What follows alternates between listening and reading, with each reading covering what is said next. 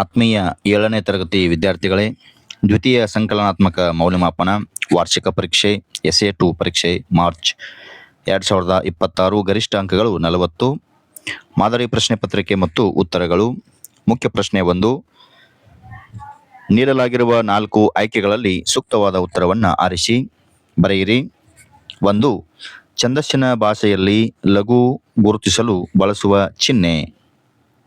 ಸರಿಯಾದ ಉತ್ತರ you symbol. 2. ಗದುಗಿನ Naranappa ಎಂದು ಕರೆಯಲಾಗುವ ಕವಿ. ಸರಿಯಾದ ಉತ್ತರ ಕುಮಾರವ್ಯಾಸ. 3. ರಾಕ್ಷಸ ಬಹುವಚನ ರೂಪವಾಗಿ ಪರಿವರ್ತಿಸಿ. ಸರಿಯಾದ ಉತ್ತರ ರಾಕ್ಷಸರು. ಮುಖ್ಯ ಪ್ರಶ್ನೆ 2. ಬಿಟ್ಟ ಸ್ಥಳವನ್ನು ಸೂಕ್ತ ಪದಗಳಿಂದ ತುಂಬಿರಿ. 3 ಪ್ರಶ್ನೆ 3 ಅಂಕಗಳು. 4. ಉಪ್ಪಿಗಿಂತ ರುಚಿಯಿಲ್ಲ, ತಾಯಿಗಿಂತ ಬಂಧುವಿಲ್ಲ. ಮುಂದಿನ ಪ್ರಶ್ನೆ, ಅರಸನ ಮನೆ. ಇದರಲ್ಲಿ ಅರಸನ ಎಂಬುದು ಪೂರ್ವಪದ ಆದರೆ ಮನೆ ಎಂಬುದು ಉತ್ತರ ಪದ. 6. ಕುಡಿ ಪದದ ನಾಮಪದ ಚಿಗುರು. ಇದರ ಕ್ರಿಯಾರೂಪ ಸೇವಿಸುವುದು ಅಥವಾ ಕುಡಿಯುವುದು. ಮುಂದಿನ ಮುಖ್ಯ ಪ್ರಶ್ನೆ, ಸೂಚನೆಯಂತೆ ಕೆಳಗಿನ ಪ್ರಶ್ನೆಗಳಿಗೆ ಉತ್ತರಿಸಿ. ಧರ್ಮ ಇದರ ವಿರುದ್ಧಾರ್ಥಕ ಪದ. ಧರ್ಮ ಅಧರ್ಮ. 8. ಆಚ್ಛಾದನ ಈ ಪದದ ಅರ್ಥ ಬರೆಯಿರಿ. ಉತ್ತರ ಬಟ್ಟೆ ಅಥವಾ ವಸ್ತ್ರ. 9. ಅವನು ಈ ಪದದ ಸ್ತ್ರೀಲಿಂಗ ಬರೆಯಿರಿ. ಅವಳು.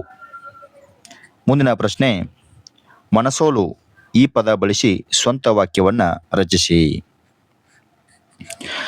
ವಿದ್ಯಾರ್ಥಿಗಳು ನೀವು ಇದನ್ನು ಸ್ವಂತ ವಾಕ್ಯದಲ್ಲಿ ಬಳಸಬೇಕು. 11. ನೀನು ಇಲ್ಲೇನು ಮಾಡುತ್ತಿರುವೆ ಈ ವಾಕ್ಯದಲ್ಲಿ ಬಳಸಿರುವ ಲೇಖನ ಚಿಹ್ನೆ ಹೆಸರನ್ನ ಬರೆಯಿರಿ. ಪ್ರಶ್ನಾರ್ಥಕ ಚಿಹ್ನೆ. 12.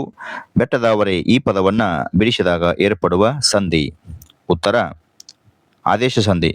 ಬೆಟ್ಟ ಪ್ಲಸ್ ತಾವರೆ ಬೆಟ್ಟದಾವರೆ. ಮುಂದಿನ ಮುಖ್ಯ ಪ್ರಶ್ನೆ, ಕೆಳಗಿನ ಪ್ರಶ್ನೆಗಳಿಗೆ 2 ಅಥವಾ 3 ವಾಕ್ಯಗಳಲ್ಲಿ ಉತ್ತರಿಸಿ. 6 ಪ್ರಶ್ನೆ 12 ಅಂಕಗಳು. 13. ಕೆಂಪಿರುವೆ ಗೂಡು ಕಟ್ಟುವ ರೀತಿಯನ್ನು ವರ್ಣಿಸಿ. ಇರುವೆ ಗೂಡು ಕಟ್ಟುವಾಗ ಬಗ್ಗಿಸಬೇಕಾದ ಎಲೆಯ ಮೇಲೆ 100 ಇರುವೆಗಳು ಜಮಾಯಿಸಿ ಒಂದರ ಕಾಲನ್ನು ಒಂದು ಹಿಡಿದುಕೊಂಡು ಜೋತಾಡುತ್ತಾ ಕೆಳಗಿಳಿದು ಕೆಳಗಿನ ಎಲೆಯ ಅಂಚನ್ನು ಹಿಡಿದು ಜಲ್ಲಿನಿಂದ ಬರುವ ರಸವನ್ನು ದಾರ ಮಾಡಿ ದಾರದ ಸಹಾಯದಿಂದ ಕೆಲವೇ ಕ್ಷಣಗಳಲ್ಲಿ ಪಟ್ಟಣದ ರೂಪದಲ್ಲಿ ಗೂಡನ್ನು ನಿರ್ಮಿಸುತ್ತವೆ. 14. ಕಂಸನು ಕೃಷ್ಣನನ್ನು ಕೊಲ್ಲುತ್ತೇನೆ ಎಂದು ಏಕೆ ಹೇಳುತ್ತಾನೆ? ಕಂಸನು ದೇವಕಿ ಹೊಟ್ಟೆಯಲ್ಲಿ ಹುಟ್ಟಿದ 8ನೆಯ ಮಗ ನಿನ್ನನ್ನು ಕೊಲ್ಲುತ್ತಾನೆ ಎಂಬ ಅಶರೀರವಾಣಿ ಕೇಳಿದನು. ಆದ್ದರಿಂದ ಕಂಸನು ಕೃಷ್ಣನನ್ನು ಕೊಲ್ಲಬೇಕೆಂದು ನಿಶ್ಚಯಿಸುತ್ತಾನೆ. 15. DS ಕರ್ಕಿರವರ ಸ್ಥಳ ಕಾಲ ಕೃತಿಗಳನ್ನು ಪರಿಚಯಿಸಿ. ಕವಿ DS ಕರ್ಕಿ ಅವರು 1907 ಡಿಸೆಂಬರ್ 15ರಂದು ಬೆಳಗಾವಿ ಜಿಲ್ಲೆಯ ರಾಮದುರ್ಗ ತಾಲೂಕಿನ ಹಿರೇಕೊಪ್ಪದಲ್ಲಿ ಜನಿಸಿದರು. ನಕ್ಷತ್ರಗಾನ, ಭಾವತೀರ್ಥ, ಗೀತಗೌರವ, ನಮನ, ಬಣ್ಣದ ಚೆಂಡು ಮುಂತಾದ ಕವನ ಸಂಕಲನಗಳನ್ನು ಬರೆದಿದ್ದಾರೆ. 16. ಏನನ್ನ ಮರೆತು ಏನನ್ನ ಎರೆದು ಹೇಗೆ ಕನ್ನಡದ ದೀಪವನ್ನು ಹಚ್ಚುತ್ತಾರೆ? ಕನ್ನಡಿಗರು ತಮ್ಮಲ್ಲಿರುವ ಭೇದ ಭಾವವನ್ನು ಮರೆತು ಒಲವನ್ನು ಎರೆದು ನರಗಳನ್ನು ದಾರದಂತೆ ಹೊಸೆದು ಅದನ್ನು ದೀಪದಲ್ಲಿಟ್ಟು ಕನ್ನಡದ ದೀಪ ಹಚ್ಚುತ್ತಾರೆ. 17. ನಿಮ್ಮ ಮನೆಯಲ್ಲಿ ಆಚರಿಸುವ ಹಬ್ಬಗಳನ್ನು ಪಟ್ಟಿ ಮಾಡಿ ಅಥವಾ ಸಂಕ್ರಾಂತಿಯಂದು ದನಕರುಗಳನ್ನು ಹೇಗೆ ಸಿಂಗರಿಸುತ್ತಾರೆ? ವಿದ್ಯಾರ್ಥಿಗಳೇ, ನಿಮಗೆ ಅನಿಸಿದ್ದನ್ನು ನೀವು ಉತ್ತರವನ್ನು ಬರೆಯಿರಿ. 18. ಕರಿಯ ಕೈಗೆ ಮಾಲೆ ಕೊಡಲು ಕಾರಣವೇನು? ಪುರದರಾಜನಿಗೆ ಪುತ್ರ ಸಂತಾನವಿಲ್ಲದೆ ಮುಂದಿನ ಪಟ್ಟ ಯಾರಿಗೆ ಕಟ್ಟಬೇಕೆಂಬ ಸಮಸ್ಯೆ ಉಂಟಾಯಿತು. ಆದ್ದರಿಂದ ಪಟ್ಟದಾನೆಗೆ ಕುಸುಮ ಮಾಲೆ ನೀಡಿ ಅದು ಯಾರ ಕೊರಳಿಗೆ ಹಾಕುವುದೋ ಅವರನ್ನೇ ರಾಜನನ್ನಾಗಿ ಆಯ್ಕೆ ಮಾಡಲು ಕರಿಯ ಕೈಗೆ ಮಾಲೆಯನ್ನು ನೀಡಿದರು. ಅಥವಾ ಒಂದು ದಿನದ ಮಟ್ಟಿಗೆ ನಿನ್ನನ್ನು ರಾಜನನ್ನಾಗಿ ಮಾಡಿದರೆ ಏನೆಲ್ಲ ಮಾಡುವಿರಿ ಎಂಬುದನ್ನು ಬರೆಯಿರಿ. ವಿದ್ಯಾರ್ಥಿಗಳೇ, ನೀವೇ ಇದನ್ನು ಸ್ವಂತ ಬರೆಯಬೇಕು. ಮುಂದಿನ ಮುಖ್ಯ ಪ್ರಶ್ನೆ, ಪದ್ಯ ಭಾಗವನ್ನು ಪೂರ್ಣಗೊಳಿಸಿ. 2 ಅಂಕ.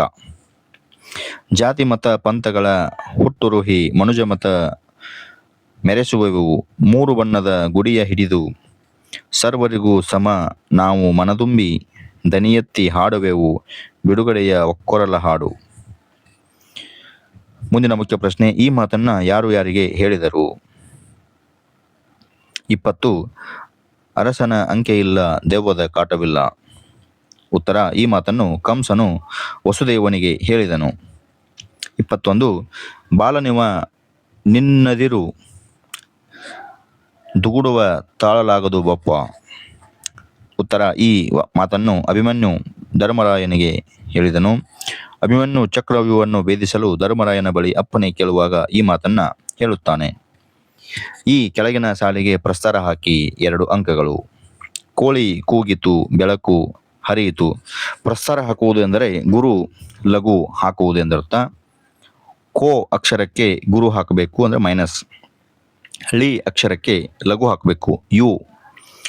ಕು ಇದು ದೀರ್ಘ ಸ್ವರ ಇರುವುದರಿಂದ ಇದಕ್ಕೆ ನಾವು ಗುರು ಹಾಕಬೇಕು. ಗಿ ಇದಕ್ಕೆ ಲಘು.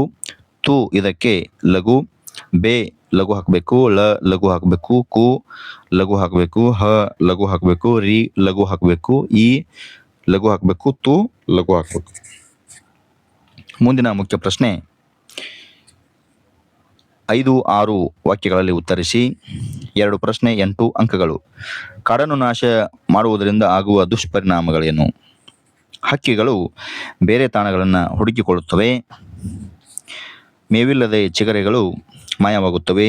ಚಿಗರೆಗಳನ್ನು ಬೇಟೆಯಾಡಿ ಜೀವಿಸುತ್ತಿದ್ದ ಹುಲಿ, ಚಿರತೆ, ಸಿಂಹಗಳು ತೊಲಗಬೇಕಾಗುತ್ತದೆ. ಅವಿತುಕೊಳ್ಳಲು ಮರೆಯಿಲ್ಲದ್ದರಿಂದ ತೋಳ ಕರಡಿಗಳು ಓಡಿ ಹೋಗುತ್ತವೆ. ಹಣ್ಣು ಹಂಪಲು ಸಿಗದಿದ್ದರಿಂದ ಎನಚಿ ಕಣ್ಣು ಕಪ್ಪಡಿಗಳು ಪ್ರಯಾಣ ಬೆಳೆಸುತ್ತವೆ. ಬೋಳು ಮಾಡಿದ ಕಾಡಿನಿಂದ ಇಲಿಗಳನ್ನು ನಂಬಿದ್ದ ಹಾವುಗಳು ಹೊರಡುತ್ತವೆ. ಕೊರೆಯುವ ಚಳಿ, ಸುಡು ಬಿಸಿಲು, ಹರಿಯುವ ನೀರಿಗೆ ನೆಲದೊಳಗಿನ ಪ್ರಾಣಿಗಳು ಸಾವಿಗೀಡಾಗುತ್ತವೆ.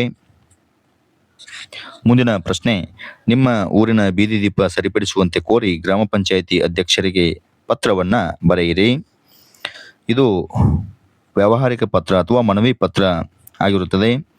ಇವರಿಂದ ಇವರಿಗೆ ಮಾನ್ಯರೇ, ವಿಷಯ, ಆ ಕಡೆ ದಿನಾಂಕ, ಸ್ಥಳ, ಮೇಲ್ಕಂಡ ವಿಷಯಕ್ಕೆ ಸಂಬಂಧಿಸಿದಂತೆ ವಂದನೆಗಳು, ಇಂತಿ ತಮ್ಮ, ಈ ರೀತಿ ಬರೆಯಬೇಕು. ಅಥವಾ ಈ ಕೆಳಕಂಡ ಚಿತ್ರವನ್ನ ಗಮನಿಸಿ ನಿಮ್ಮ ಅನಿಸಿಕೆಗಳನ್ನು 5 ಅಥವಾ 6 ವಾಕ್ಯಗಳಲ್ಲಿ ಬರೆಯಿರಿ. ವಿದ್ಯಾರ್ಥಿಗಳೇ, ಪತ್ರವನ್ನಾದರೂ ಬರೆಯಬಹುದು ಅಥವಾ ಈ ಚಿತ್ರವನ್ನ ನೋಡಿ ಈ ಚಿತ್ರದವನ್ನ ಸಂಪೂರ್ಣವಾಗಿ ನೀವು ಅರ್ಥ ಮಾಡಿಕೊಂಡು ನೋಡಿಕೊಂಡು ಯಾವ ಇಲ್ಲಿ ಘಟನೆ, ಯಾವ ಸನ್ನಿವೇಶ ಇದೆ ಅದನ್ನ ಕುರಿತು ನೀವು 5 ಅಥವಾ 6 ವಾಕ್ಯಗಳಲ್ಲಿ ಬರೆದರೆ ನಿಮಗೆ 4 ಅಂಕಗಳು ಸುಲಭವಾಗಿ ಸಿಗುತ್ತವೆ.